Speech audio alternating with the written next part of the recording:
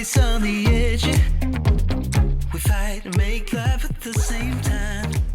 This video is all about how to arrive to Santa Teresa, Malpais, any of the areas here in this little triangle of the world. I found the entry requirements to Costa Rica to be the most lenient of any country I've been to since the pandemic began. Depending on your passport, I suppose, there is no visa required, which is amazing. They do not require a negative PCR test. Again, super amazing. And the only thing you need to do is something I will show you in just a minute. But I want to show you around a little bit of Santa Teresa. I am here on a business trip, so I didn't actually explore like I normally would for a vlog if you follow my channel. But I did fly the drone a couple of times. I've been staying with a friend and old colleague, and that's been really fun. The food has been amazing. I'm going to show you a bit of that as well. And just let you experience that for a minute, and then I will come back and explain the puppies and explain to you a bit about how to arrive specifically to Santa Teresa. There's nothing left to fight about. We're holy when we touch anyhow. Give me a chance to make it right. Just let me touch you like the first time. We don't need answers to survive. Just let us keep on with the black guys. Give me a chance to make it right. Just let me touch you like the first time. We don't need answers to survive. Just let us keep on with the black guys. Somewhere in between our secrets, there's an imminent storm. It's unavoidable, yeah. But as long as I feel that you see me, I will pay no mind at all. So give me a chance to make it right. Just let me touch you like the first time. We don't need answers to survive. Just let us keep on with the black guys. Give me a chance to make it right. Just let me touch you like the first time. We don't need answers to survive.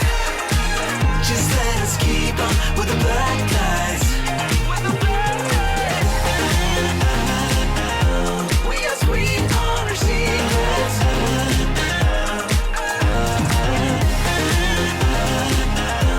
Telling black guys to keep them.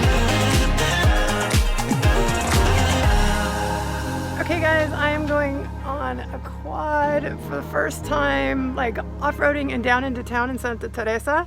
I took a 3-minute lesson from Vincent earlier, so we should be okay. Fingers crossed.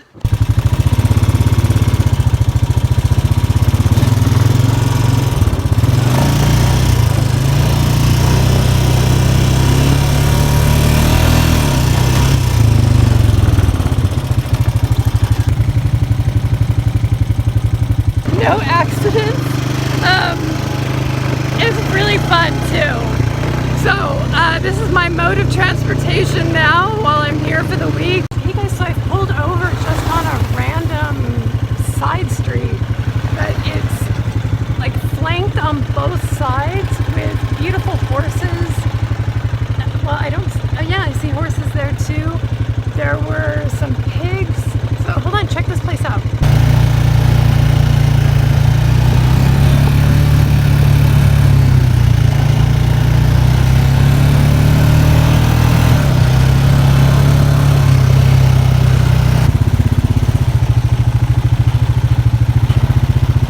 We're past Santa Teresa and past Carmen, the last bit. So I'm assuming that this is the tail end of that beach.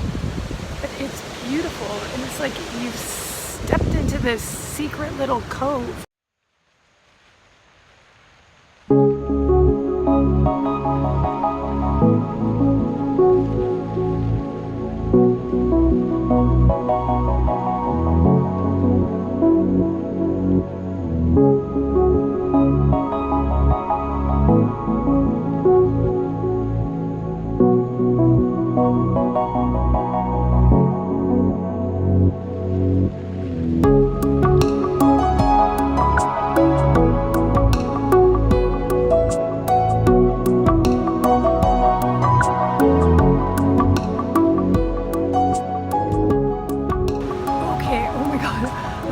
so sweaty and red.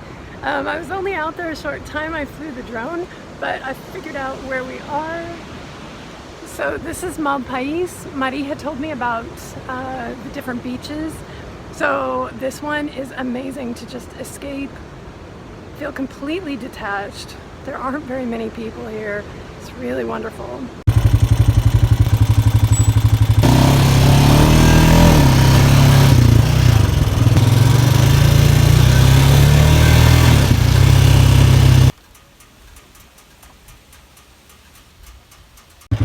I will say the ATV is like way more fun than, but it's different than a golf cart. I'm having so much fun. So we're gonna go for lunch on the beach now. I'll try and show you a little bit.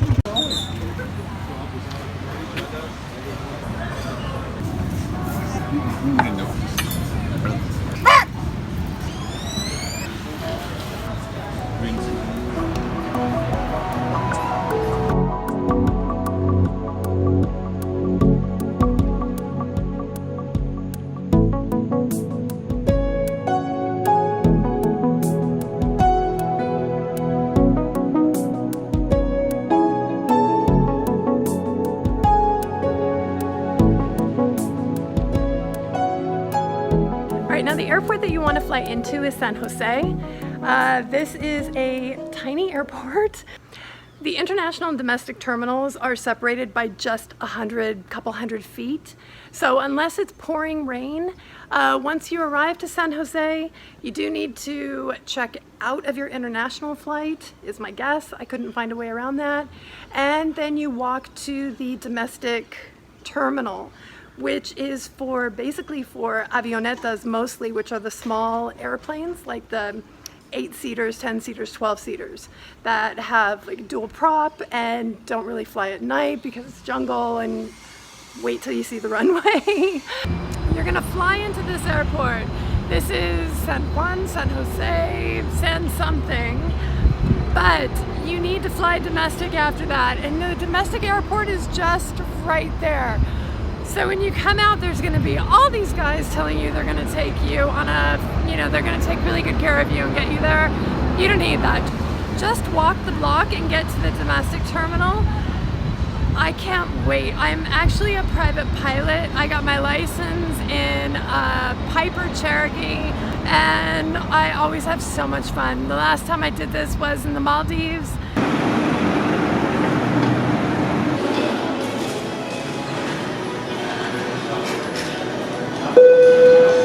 So once you check in there, I flew with Green Airways. Their prices were quite, well, okay, it was, well, I guess it's all based on your perspective, but they had various fares. So if you, hi puppy, like, hi. So if you book in advance, you can get like $99 each way. I think I paid $120. There was a VIP that I do remember 2 other passengers having done. That was $150, I believe. And that gave you like door-to-door shuttle, so they would drive you over to the, hi puppies, more dogs. No, puppy. So they will drive you to the airplane, which it wasn't very far, but you do get some extra luggage allowance and things like that. They also had something fun, like they had a cooler. It was like you were at the beach with your friends. So as you get on the airplane, you could grab a cold beer for the flight.